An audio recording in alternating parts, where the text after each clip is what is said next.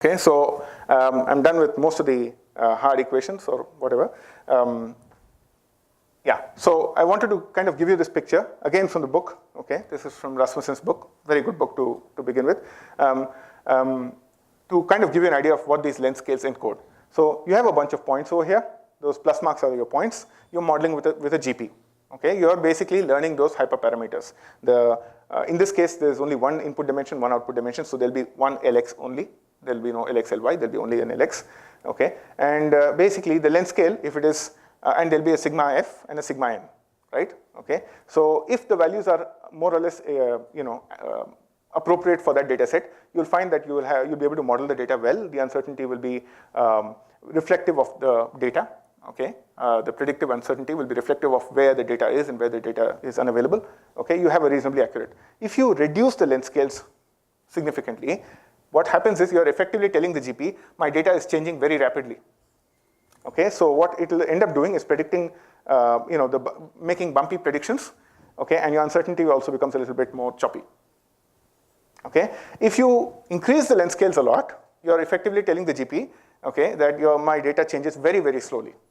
And that will result in something which is extremely smoothened out. Okay, this is why I said you're not learning a function, you're learning a family of functions. You're specifying broad trends through these length scales. Yeah, does that come across? Wonderful. Now you have one other question before you see some applications. Okay, data sets like what I showed you, okay, they come with millions of points and billions of points. What can you do about it? Okay, there is a whole chapter of approximations, different approximations, which you can look at in the book. What we did was we had our own approximation, which is to kind of, it's quite intuitive and used in geostatistics widely, but not in the machine learning community when we did it. Okay, so we basically said, when we want to make a prediction at the red point, we'll use a limited number of blue points around it. Okay, so for example, you're basically placing a moving window around that point of interest. Okay, so say, use all points within, say, 10 meters of the point of interest, or use, say, the nearest 100 points. Okay, what we did was we used a KD tree. It's a data structure to kind of index your data, okay, and pulled out the nearest 100 points and used that for prediction. That's what we did. Okay, right. Let's see some fancy pictures. Okay, so here's some data sets, okay, which we modeled using this approach. Okay, the first one is a very dense, a small but dense data set, which is a relatively small. In mining circles, this is negligibly small actually.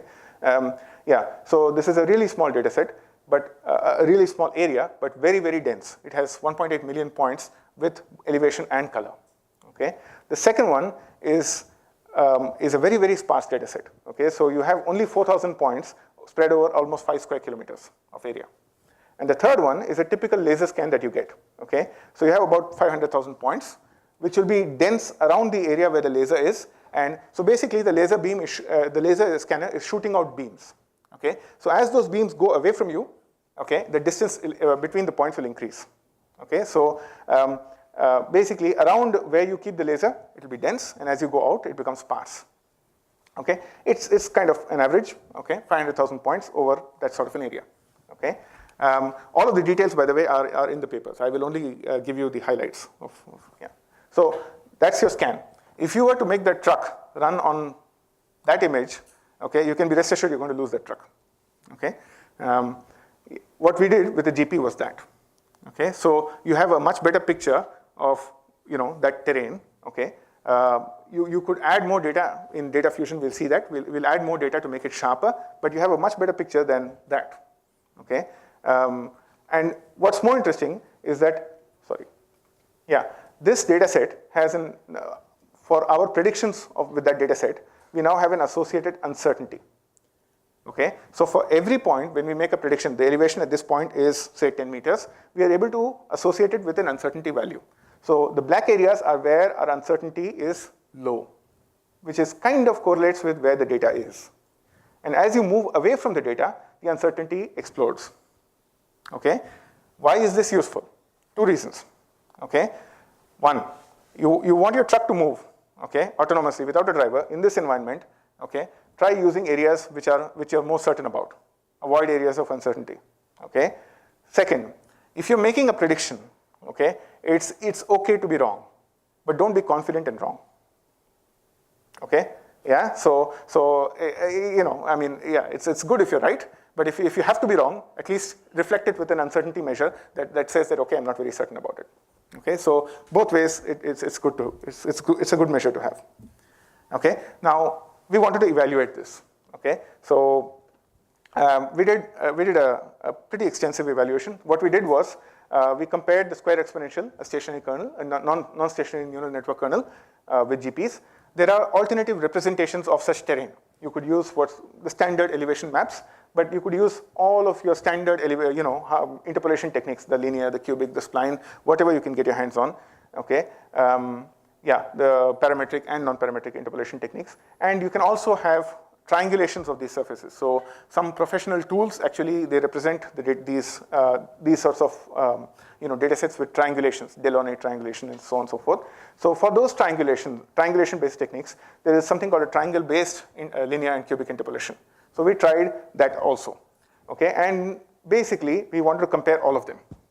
Okay, and we also wanted to do a sort of a rigorous comparison. Okay, so what we did was, okay, are you all familiar with the term cross-validation? A brief introduction would be useful.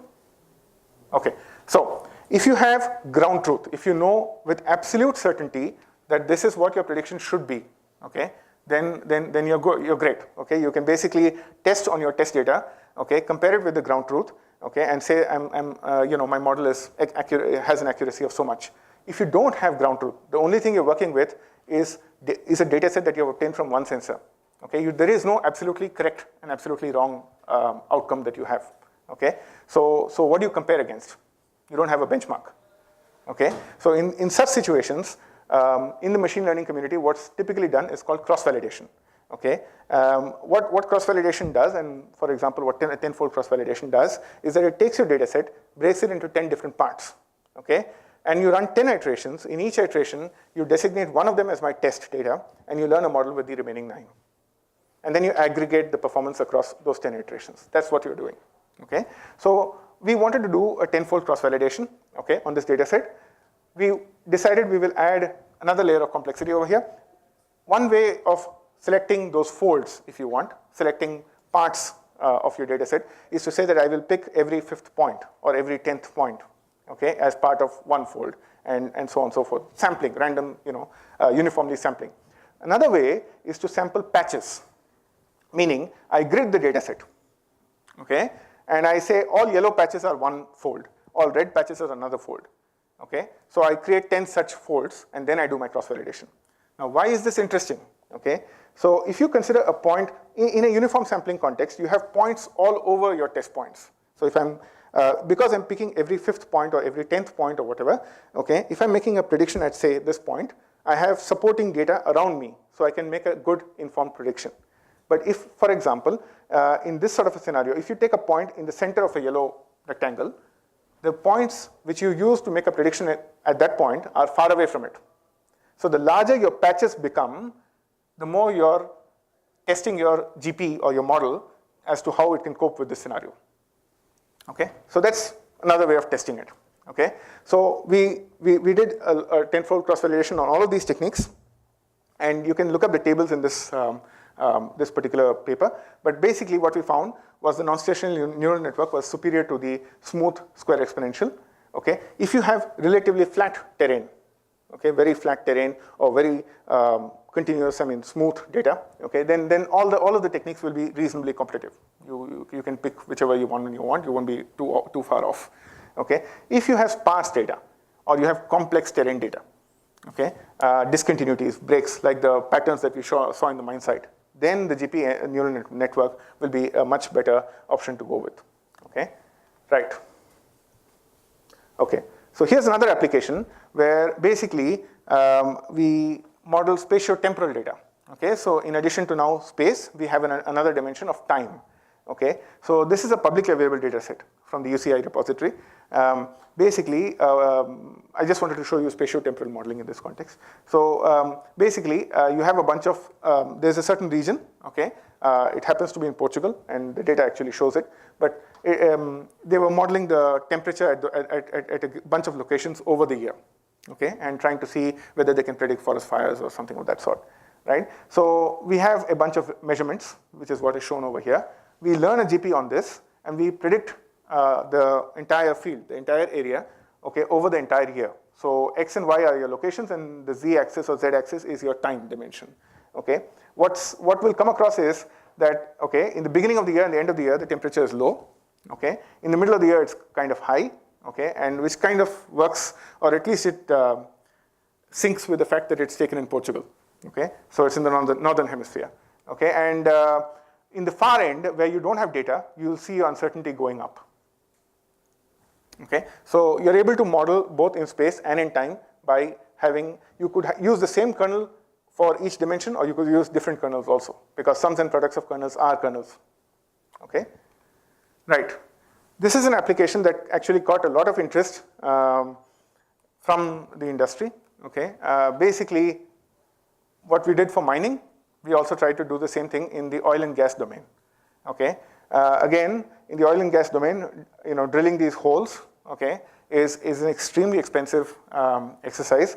They have a bunch of different sensing mechanisms. So for example, all of these different sensors, they produce a bunch of signals, and with these signals, they try to identify interesting regions where they can actually drill holes, okay? So optimizing that operation is a big deal. It's a really, really big deal, okay? So for that, what we wanted to do was to see if we can use you know, such data sets and you know, longitudinal data sets, if you like, to see if we can actually use GP modeling to kind of create a good subsurface picture, okay, so that you can optimize where you want to drill a hole and so on and so forth. We also wanted to, of course, compare different kernels. So we compared many kernels over here. So for example, all of these different kernels, okay. I've shown you, you know, two, three of them, okay. We compared other kernels also, okay, in this particular thing. And we again found the same, you know, same trends, where the neural network was able to do much better than several kernels, both in terms of the error as well as in terms of the deviation or the variance in that error. Okay?